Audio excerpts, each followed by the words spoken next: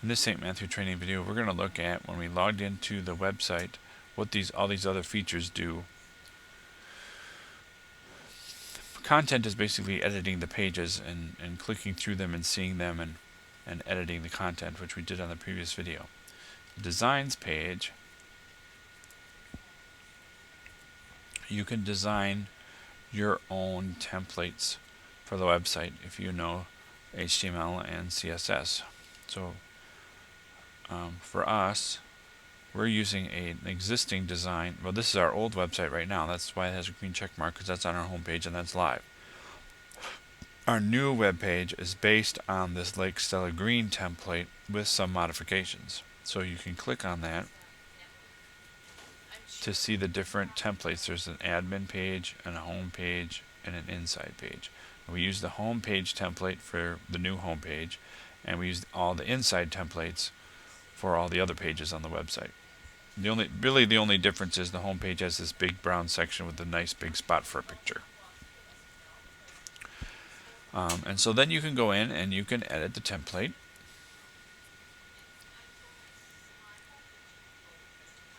And here's the HTML code for the template. And so you better know what you're doing, because that could really mess up the website. And these are the different template pages that we just looked at: admin, home, and inside. And then there's some other CSS stuff.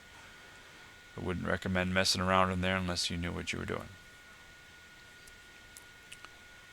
Or you can, if you want to have them design this service, you can design it and then send it to them, and then they'll create all the HTML and CSS to match. Users.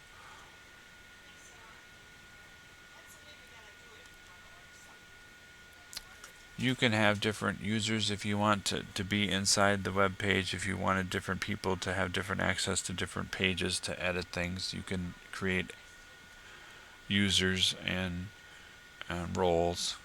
But primarily I would just stick with one website admin person, and they would just do that. Settings.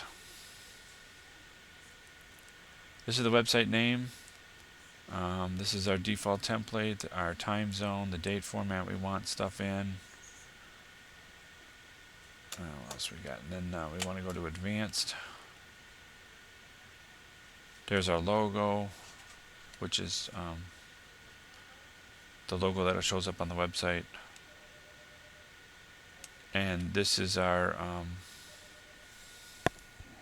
instead of people seeing on the top of their screens stmatthewlutheran.publishpath.com, they see stmatthew.info, and which is also the same as stmatthewlutheran.com.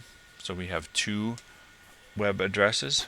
This stmatthewlutheran.com we cannot get rid of because our staff's Google apps are all integrated in it. That's with the calendar and the document sharing and the emails and everything. So we got to keep that website name, the domain name, stmatthewlutheran.com, and then the website itself can be stmat.info. But then we used GoDaddy and the DNS registry to point to that. Anybody that types in stmatthewlutheran.com, they go to stmat.info.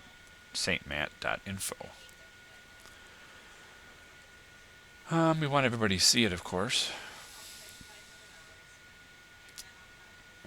So that's all that stuff. Pages just shows you a listing of all the pages.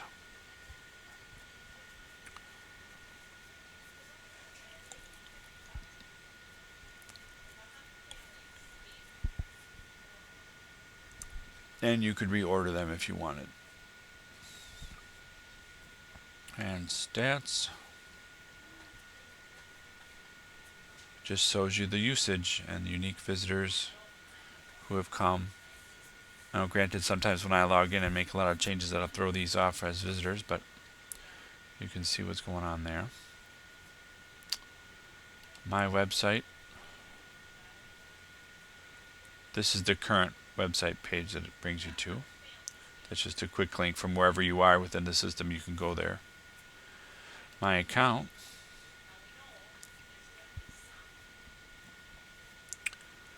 This is just a recent traffic report, but then you can go to the different websites that we manage with our St. Matthew account, which is just one. If we wanted to add more websites, we could. This is all about our billing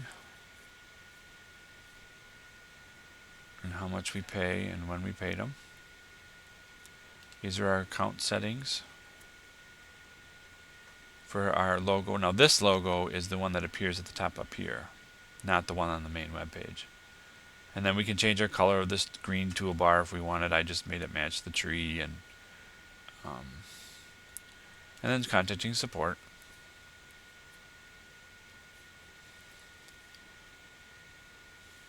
There's a user guide. You can go and contact them via email, and then we can log out. So that basically concludes the behind the scenes functions of the website.